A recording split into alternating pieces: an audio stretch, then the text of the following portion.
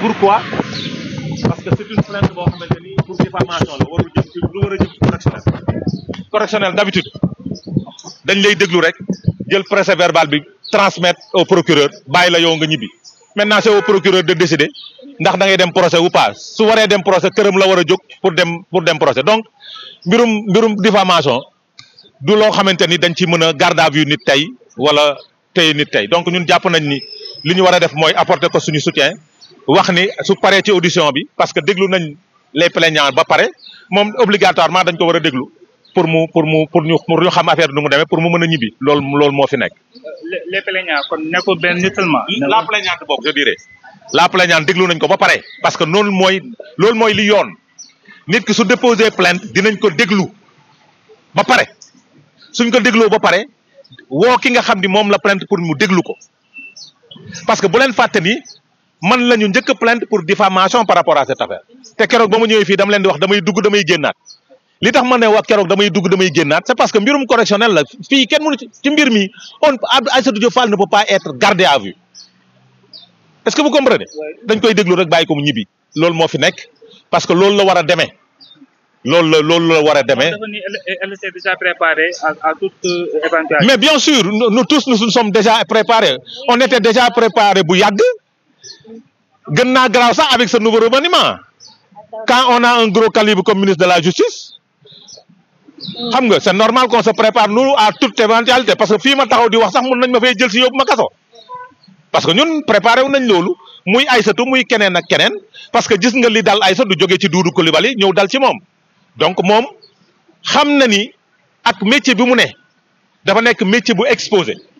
mooy journalisme ba pare nga boole ci di chroniquer au niveau des médias te dañu nekk en face des pouvoirs boo xamante ni bëgguñu kuy wax maintenant nag su nekkee da ngay wax ci mbedd da ngay wax ci médias yi da ngay waajal sa bopp waajal sa mbokk waajal say xarit waajal say xam ni jàmm xam ni lu mu metti bés mën na am caabi féete la gannaaw donc loolu mooy responsabilité ça c'est de la responsabilité ce qu'elle a fait c'est de la responsabilité Aïssatou ku ko xam ni gaynde la ragalul benn position ragalul su tooñee ragalul tëddi su tooñul nag duñu nangu leneen di ko dal loolu moom leer.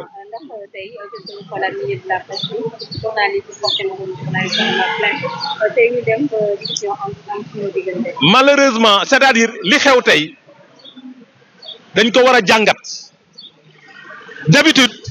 keneen moo doon porter plainte journaliste pour diffamation mais tey journaliste moo porter plainte moromu journaliste am pour diffamation moo tax ñu war a xool ñun ñu xoolante ñun ñi nga xam ne dañoo nekk ci milieu bi les yeux dans les yeux se dire des vérités ñu defaraat le milieu de cette presse là parce que on a vu une presse divisée te presse warul nekk ñaar dafa war a nekk benn presse da ngay gis ay journalistes yu toog ci média di attaquer ay moromu journaliste am da ngay gis journaliste buy toog ci média di défendre un pouvoir wala un journaliste buy défendre une opposition warul demee noonu damay jël exemple rek sama noon bii nga xam ne moom laa jàkkaar lool Vito Gaye moom xam nga rek ñebbe gu bare la di moo tax muy toog des fois di def li muy def wante mais on comprend hein parce que avec l'avènement des médias sociaux milieu de la presse dafa yàqu parce que journaliste warul porter plainte moromu journaliste am journaliste warul attaquer moromu journaliste am c'est-à-dire dafa am lu ñuy wax la solidarité du corps pourquoi suñu laalee benn policier yëpp jóg pourquoi suñu laalee benn gendarme yëpp jóg pourquoi suñu laalee benn jàngalekat yëpp jóg mais suñu laalee benn journaliste duñ jóg c'est parce que dañu war a xoolaat suñu seen métier bi da ngeen ko war a xoolaat yàlla def na man alhamdulilah rabbil alamin musuma ci nekk mais dañ ko war a xoolaat pour assainir ko parce que li xew léegi dans le milieu des médias warul am. Est-ce que les politiques dañoo réussir mais ils l'ont réussi loolu moom ils l'ont réussi politique yi am nañ seen média wu bopp tey ñi nekk au pouvoir am nañ seen média wu bopp ñoo xamante ni fu dara génnee ñooy toog seeni biir média di attaquer comme sama doomu ndey bee di attaquer di dóor li muy dóor parce que moom laa yab moo tax ma koy tudd moom laa yab mooy Vito Gaye moo tax ma koy tudd mais comme ni ñuy def rek di toog ci média yi di dóor li ñuy dóor mais loolu day am fépp mais un journaliste ne doit pas avoir ce comportement là man acteur politique bi su ma neexee ma dóor ci ku ma neex mais c'est au journaliste de me recadrer wax ma ni nous devons être dans ce milieu là loolu mooy war a demee mais warul demee comme ni muy demee nii te lii ñaaw na quoi ñaaw na trop ce qui se passe c'est-à-dire xam nga au-delà des doyens de la presse aujourd'hui ni nekk ci presse ñoo waroon dajale fii yéeg cybercriminalité woo Coro Mandela woo Aïssatou Diop Fall toog waxante dëgg seen biir arrêté lii mooy dëgg c'est-à-dire yéen vous les jeunes journalistes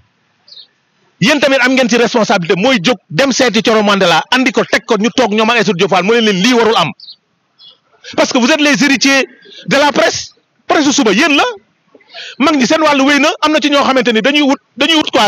les gens qui sont à la recherche de gain là ñooñu moom affaire bi baax ak ñàkk baax seen yoon newu ci parce que li ñuy wut mooy il faut que les YouTube qu'on me suive il faut que les gens payent normalement mais yéen ñi nga xam ne da ngeen ciy def carrière da ngeen nekk ay xale doog ci dugg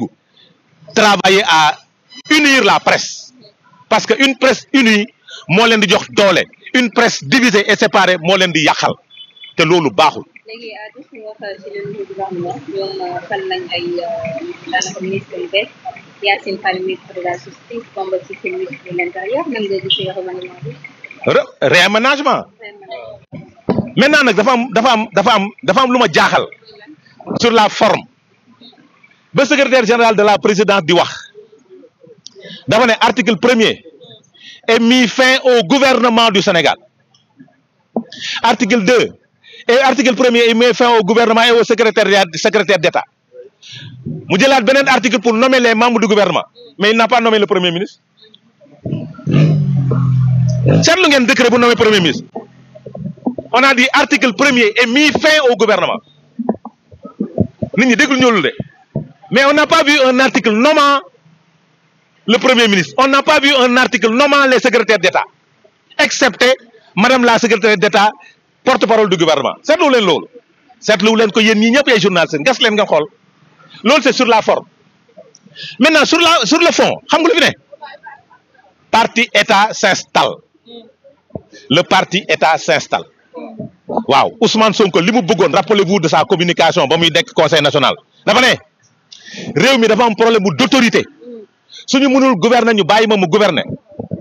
léegi kan mooy gouverner moo fal gouvernement bi ay nit ma ci ne parti état ay waa Pastef ñëw ci ëpp ci biir parti bi mooy benn troisième chose ñi ngi doog a gis dans l'histoire de ce pays là ou bien dans l'histoire mondiale un homme politique qui nomme son propre avocat ministre de la République du Sénégal mi ngi doog a am ci àdduna bi war na këpp donc soo ci jëlee loolu nag nga jàngat ci lenn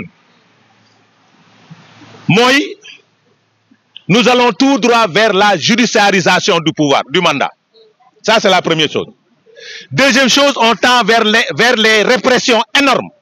avec la nomination de Bamba Cissé avec la nomination de gros calibre on tend tout droit vers la judiciarisation Bamba Cissé vers la répression troisième chose avec le maintien de Abdourahmane Sarr et de Cheikh Diba on va vers la fiscalisation du mandat xam nga lu ko andi soo demee bay def plan de redressement ñaari ministres yooyu dañu waroon dem parce que xam nañu mu ñu dox tu les maintiens parce que plan de redressement bi lan la les 90% ci fiscalité la jóge lay dem les 5667 milliards ci suñuy poste lay jóge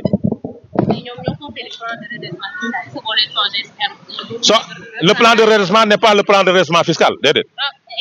le plan de redressement déedéet du warul reprendre à zéro parce que nag vous n'avez pas entendu le premier ministre parler ça veut dire qu'on a perdu 2 ans ici au Sénégal parce que le gouvernement a échoué les 25 ministres et les 5 secrétaires d'État avaient échoué durant ces 2 ans ils n'ont rien foutu dans ce pays-là mais malheureusement on a maintenu tout le monde kenn dem muy le ministre du tourisme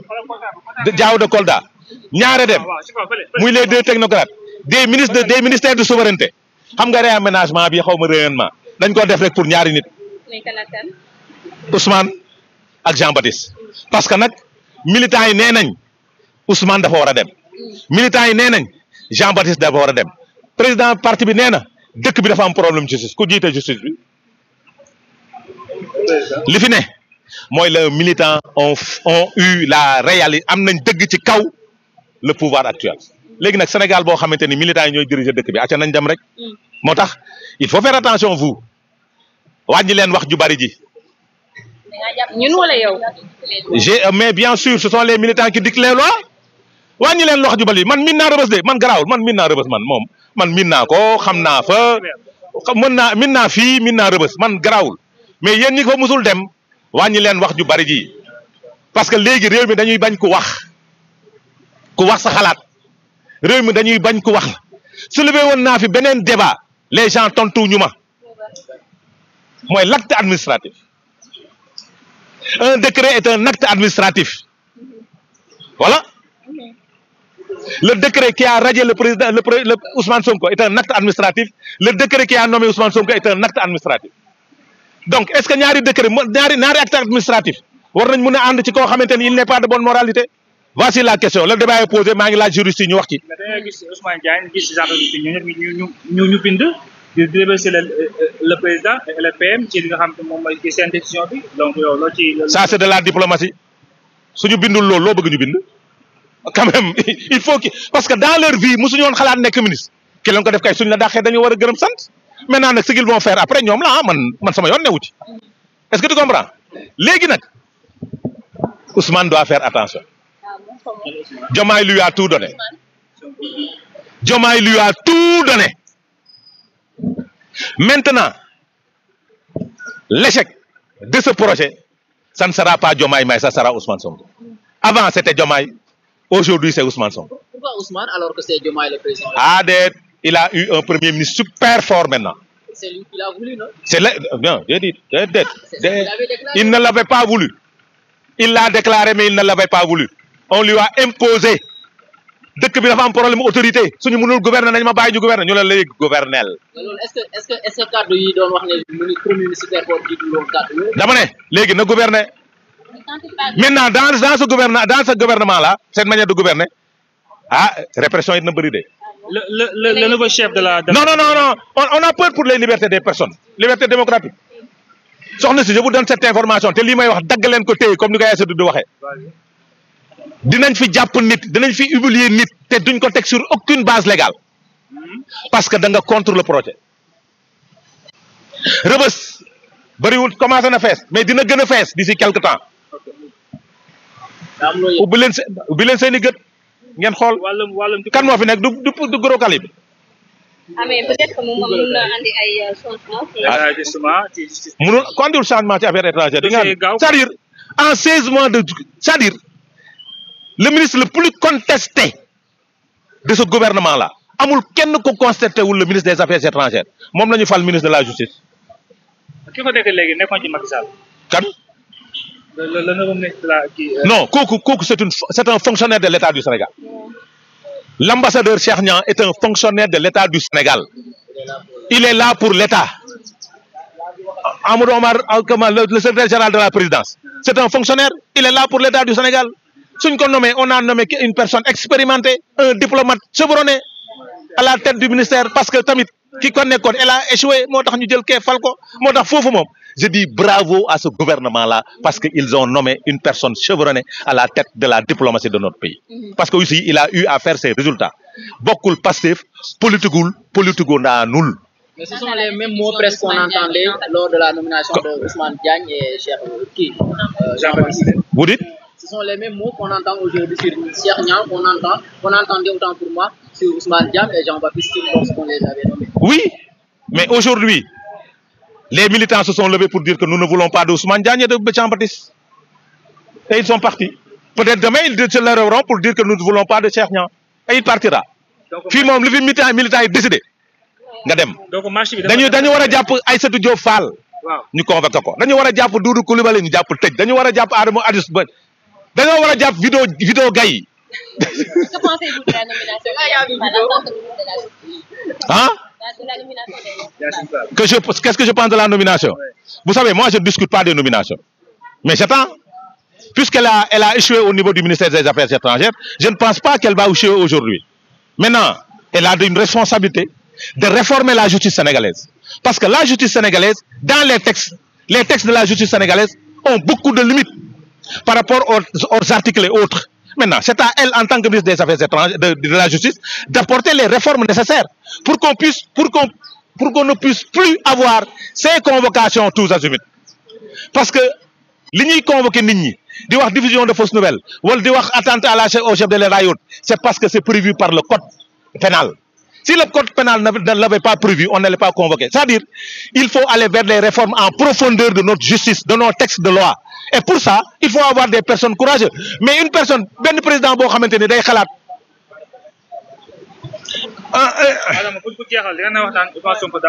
Président boo xamante ni day xalaat deuxième mandat ak 50 ans dañ fi war a toog ba 50 ans. Mais kooku du réformer en profondeur parce que suñu waree réformer en profondeur l'article 254 du code pénal dafa war a tëb. Mais est-ce que loolu ngeen doon wax de vision 2035 bi tamit ci plan Sénégal émergent bi c'est le même slogan. C'est un vœu, raison pour laquelle on n'a pas fait les réformes nécessaires sur la justice. ñi tamit est-ce que nekkul vœu. moo tax ma ne la il faut déglu lu ma dama ne quand tu penses à durer au pouvoir hein les réformes en profondeur doo ko def. da ngay jàpp parce que tu sais pourquoi parce que da ngay soxla épée de Damoclès à la tête de l'opposition sur la tête de l'opposition sénégalaise pouvoir bu ñëw dina soxla épée de Damoclès boobu mooy l'article 254 l'article 80 l'arrêté Ousmane Ngom. comme ni ngeen doon. non dégg nga ma ne la politicien moo mel noonu est-ce que tu comprends politicien moo mel noonu suñu nekkee opposition nag dañuy wax lu rafet wax lu baax wax lu nangam une fois arrivé au pouvoir ñoo xam ne article 80 su ma ko bàyyee Diomaye dootul noppalu article 254 su ma ko bàyyee président dootul noppalu nu mu tuddati article arrêté Ousmane Ngom su ma ko dindee sama kaw la ñuy daal chaque jour donc loolu da ko fi bàyyi.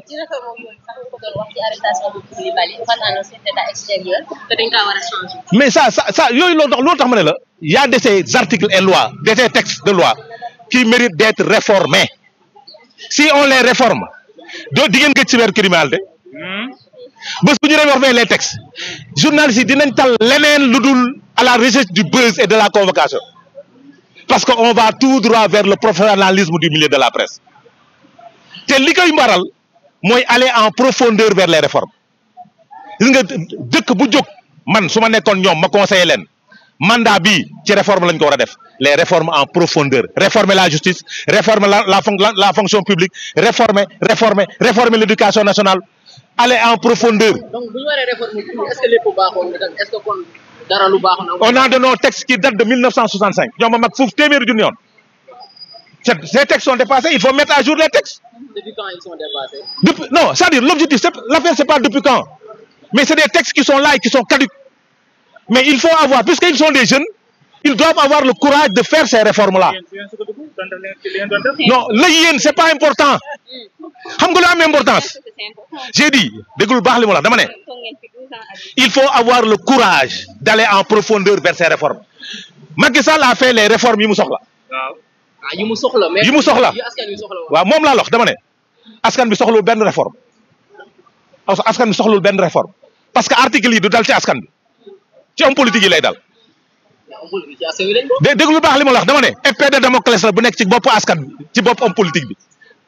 arrêté Ousmane Ngom épée la fii dialogue national bi est-ce que xam ngeen dialogue national ba ñu ñëwee ne article arrêté bi day deñ ba Pastef ñoo doon tëb ci biir salle bi arrêté bi du deñ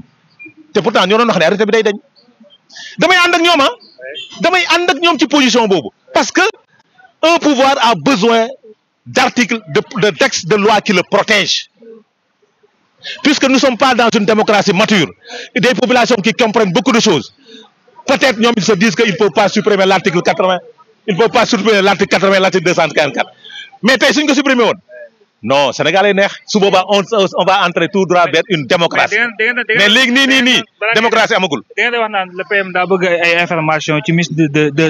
de souveraineté yi moo tax mu bëggoon mu fal ki nga xam te moom mooy Bamba Cissé ak Yacine Fall ndax loolu da nga koy dëggal. xam nga man li son problème sama xel a tey de.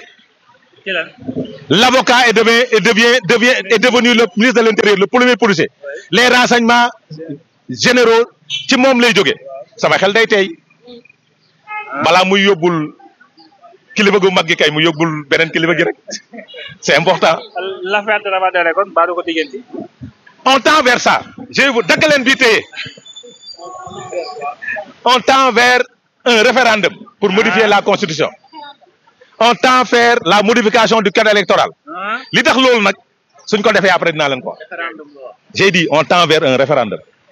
pour modifier la constitution du Sénégal pour la mise en place d'une cour constitutionnelle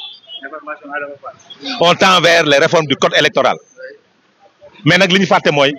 la loi n'est pas rétroactive rabat d'arrêt bi jeex na c'est fini. Merci beaucoup Paa Adama jërëjëf merci beaucoup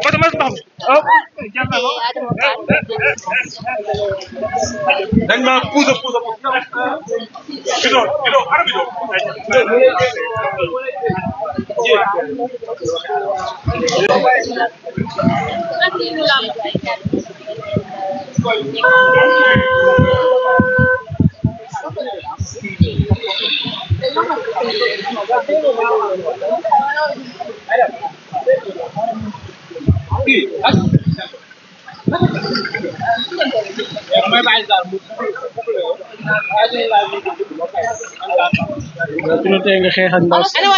Dakar waate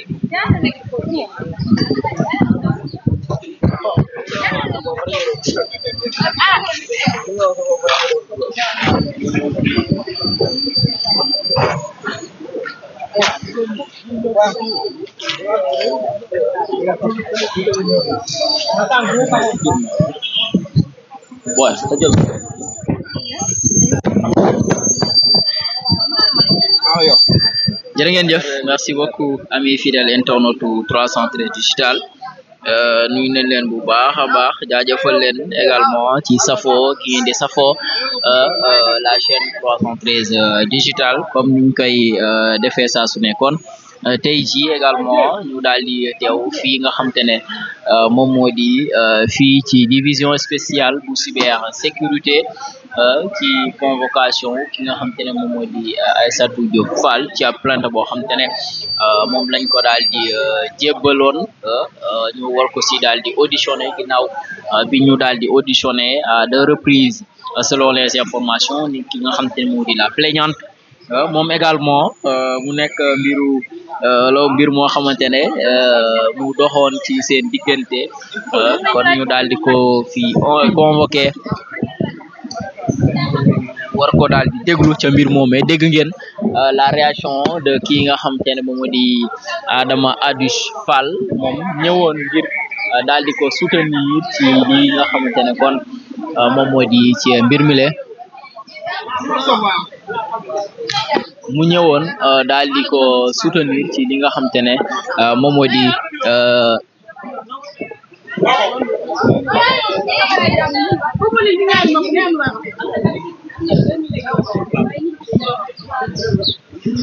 mu ñëwoon kon ngir daal di soutenir ko moom mi nga xamante ne moom moo di Aïssatou Diop Fall dégg ngeen réaction bi nga xamante ne moom la daal di def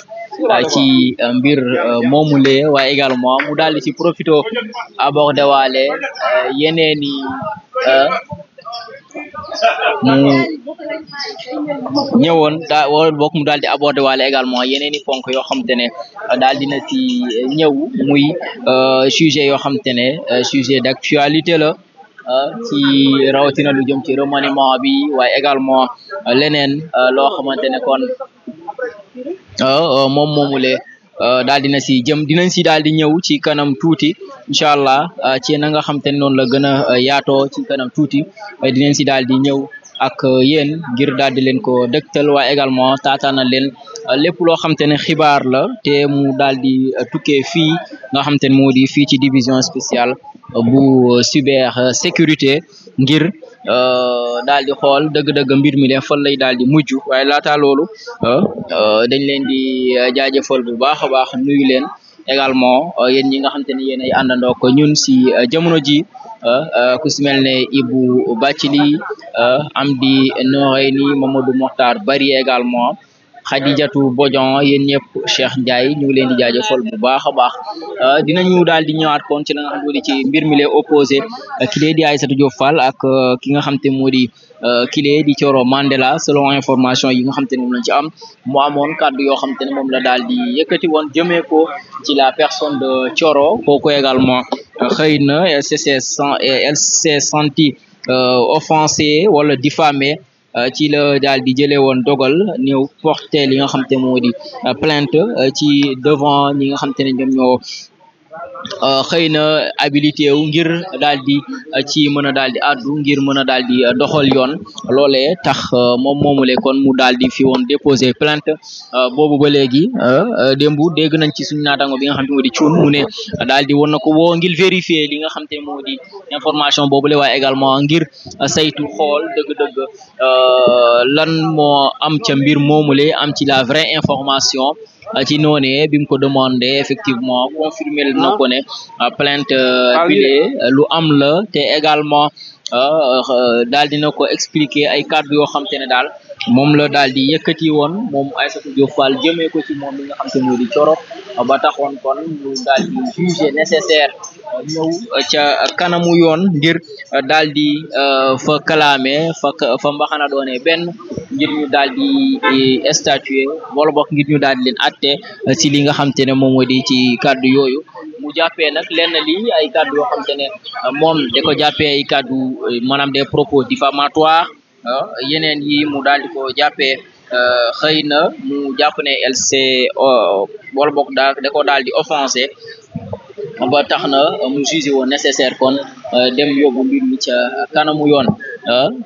dinañu ñëwaat ak yéen également ci ay sujets d'actualité yoo xam te ne ci kanam tuuti incha allah dinañ leen daal di ubbil li nga xam te moom di ligne bi bu ko defee ngeen mën a daal di woote joxe ci seen xalaat surtout lu jëm ci li nga xam te ne kon moom moo di mbirum remaniement bi ak li nga xam te ne moom moo si daal di xew ak boobu ba léegi différentes réactions yi nga xam te ne moom ngeen si daal di dégg également ci lu jëm ci li nga xam te ne moom moo di mbir moomu ak yenn ci ay changements yoo xam te ne également daal dinañ ko si apporter ci li nga xam te ne moom moo di ou bien sur ce nouveau gouvernement là am ay ministres yoo xam te ne jëlee nañ leen fii ñu nekkoon daal di fa indi ñeneen am ñoo xam te ne également échange de chaises la ñu daal di def maanaam ñenn ñi dem fekki fa nga xam te ne foofu la ñeneen ñi nekkoon ñu daal di permuter lu si mel ne le cas de ki nga xam te moo di Abdourahmane Diouf ak ki nga xam te ne moom moo di docteur Daouda Ngom ki nekkoon enseignement supérieur mu dem fële ca environnement ki nekkoon environnement ñëw fi nga xam te moo di ca enseignement supérieur donc mu changement de wala échange de chaise yoo xam te ne daal dina si am waaye mu am ñeneen ñett ñoo xam te ne daal dinañu génn définitivement ci li nga xam te moo di ci gouvernement bi ku ci njëkk mooy Mountaga Diaw nekkoon ministre bi yore woon lépp lu jëm ci wàllum tourisme kon jamono ji ñu daal di ko dénk ki nga xam te moo di l'honorable député Amadou Ba moom mi nga xam te ne kon daanaka jamono ji dañ ko see daal di boole lépp lu jëm ci wàllum culture ak li ni mel culture ak tourisme kon jamono ji moom la ñu daal di boole daal di ko dénk kooku nga xam te ne moom moo di l'honorable député Amadou Ba xëy na ñu xaar également lu ci demee ne sa démission